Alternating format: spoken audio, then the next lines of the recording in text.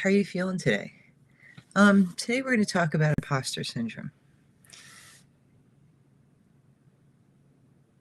So let's start with understanding where imposter syndrome originated. In 1978, there were two psychologists, Suzanne Imes and Pauline Rose Clance, first described imposter syndrome in high-achieving women, with one study reporting that 70% of all people have felt imposter syndrome at some point. According to WebMD, those reported to have felt the kind of self-doubt associated with imposter syndrome, well, they include people like Albert Einstein, Serena Williams, Jennifer Lopez, Natalie Portman, and Tom Hanks, just to name a few. That's quite a list. But before I get into that, let's discuss what imposter syndrome is and what it's not. It's not a mental health condition, but it is a term used to describe someone who feels as if they're not as capable as others think they are. And they fear that they'll be exposed as a fraud. This happens to many of us at one time or another. I'd argue that if these feelings would generally arose when you're challenging yourself beyond your comfort zone. But is this feeling of being a fraud really imposter syndrome? Some dialogue that we set up in our heads? Or could it be something else? What if I told you it's normal to feel like an imposter when you do something for the first time? Or something that may be beyond your training? For instance, I worked as a corporate attorney for a long time, and someone asked me if I could do litigation. Of course. Not knowing better, I said, sure, I can do that. And when that panic kicked in, what was I thinking? I have no idea what I'm doing, which turned into, I'm a terrible attorney. Why would anyone hire me? Well, in that instance, I don't think I had imposter syndrome as much as I was taking on something that I didn't have experience to do. I think that's realism. But in our day-to-day experiences, when we're doing a job we were trained for and have experience in, these feelings of inadequacy may or may not be self-imposed imposter syndrome. It could possibly be the bad behavior of those around you. Now, about 2 years ago, Rishika Tulsian, the author of Inclusion on Purpose, she co-authored an article with Jodianne Bury titled, Stop Telling Women They Have Imposter Syndrome. The article describes a woman who was, as a result of the behavior of her colleagues, went from healthy nervousness, like, will I fit in? Will my colleagues like me? Can I do the work? To a workplace-induced trauma that led to her contemplating suicide.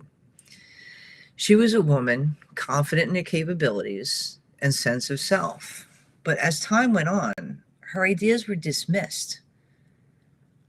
She was demoted as a result of speaking up, and her colleagues began to shun her.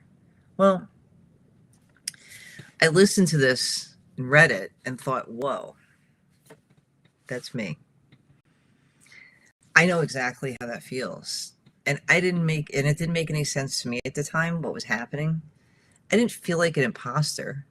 I worked my bum off and had complete confidence in my capabilities. Well, except for the litigation situation. But I knew what I was doing, and I was good with people. I was fair and professional. So why was I feeling like an imposter? Why was I becoming insecure about every decision I made and my capabilities? Well, what I thought was imposter syndrome eventually turned out to be generalized anxiety disorder. GAD for short. It started with a few snipes from coworkers here and there, which I easily brushed off in the beginning. But then my workload increased significantly. So inevitably, my hours got longer. I felt like I was getting conflicting messages at work about what was expected of me. You need more work-life balance on one end. You need to put yourself in the shoes of others. You need to be responsive. You need to take time off for yourself.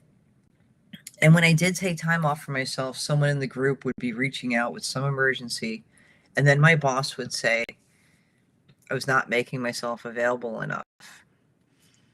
I was even told if things didn't change, they would need to figure out what to do with me.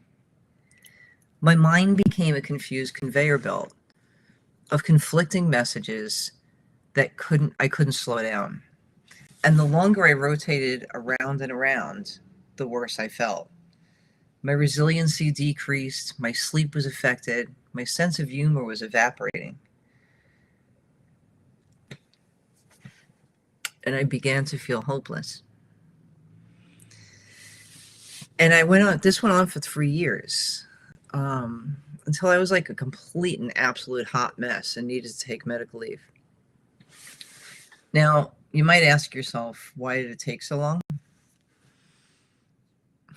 Well, simple. The stigma and shame of what I was going through was imposter syndrome. I was afraid to admit that I was struggling as much as I was because of the fear that people would think I just couldn't cut it. I couldn't handle stress well, or I needed to act more like a leader because that's what I was being told. Like it was some kind of psychological warfare challenge that required me to outperform my coworkers on an emotional scale. Let's mess with her head and see if she has the stamina to be a leader. Well, in that case, I failed. Because by the time I had to take medical leave, I couldn't think anymore. I was crying all the time over everything, which was freaking me out even more. So my optimism that I could handle stress and my confidence in my resiliency really worked against me because they caused me to ignore the severity of the situation. And this caused things to get progressively worse. The fear of embarrassment of not being able to cut it prevented me from telling anyone that I was struggling as much as I was. I was afraid that I would get dismissed and lose the credibility I worked so hard to build. And because I didn't address it, I completely crashed and burned. And I created the reality I was so afraid of in the first place. I was hiding and I was masking it a lot. I kept hoping I would figure it out on my own, how to feel better, how to fit in, how to manage my time better, how to survive in that environment, but I never really did figure it out on my own. See, my resilience made me miserable, and not talking about it made things worse. I was trying to prove I deserved to be in my role, by convincing myself that if I worked harder and longer hours, I'd overcome these feelings of inadequacy. How wrong I was. Because this only made things worse. I spiraled down a rabbit hole of self-fulfilling prophecies. Well, while I was completely burning myself out and probably making everyone around me miserable, I just didn't know what to do. And while I was doing it, because I was complaining so much, and not because I didn't enjoy my job, I just needed relief.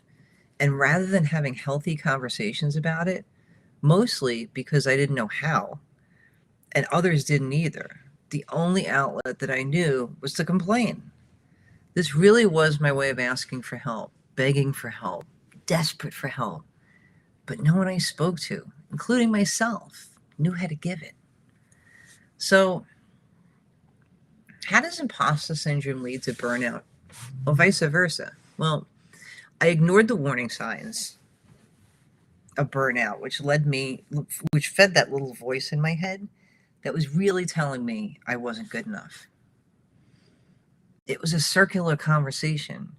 The signs of burnout for me were complaining, being tired all the time, but not being able to get anything accomplished because my brain was on overload.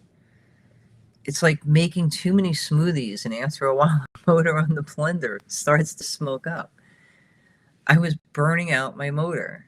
And of course, when your burnout fuels what it thinks is imposter syndrome, it really, the reality of it grows.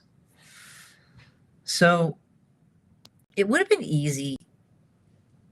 It would have been easy to point fingers at my coworkers and the organization itself, but in time I realized that even though they knew better and were teaching all the right stuff, the organization was not making anyone accountable for changing the culture.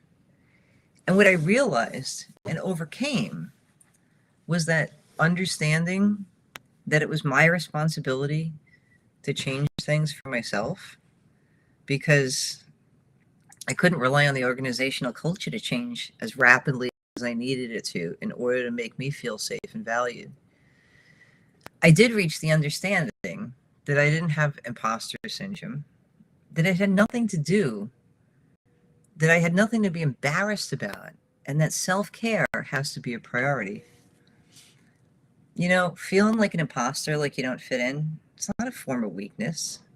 This is your brain trying to protect you from what it perceives as something harmful, which can take care of your own needs in this type of work environment.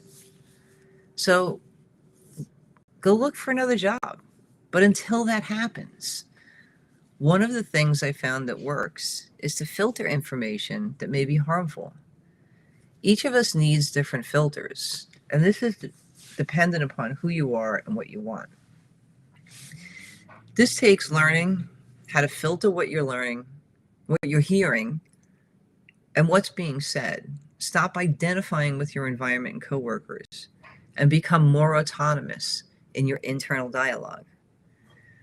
This is why I became a coach, because sharing what I've learned helps others understand how to productively filter and make changes necessary to reclaim their sense of empowered selves, so they can avoid falling into the imposter syndrome trap. To quote Rashika and Jodi Ann again, for many, feeling like an outsider is not an illusion. It's the result of systemic bias and exclusion. You know what? You deserve better.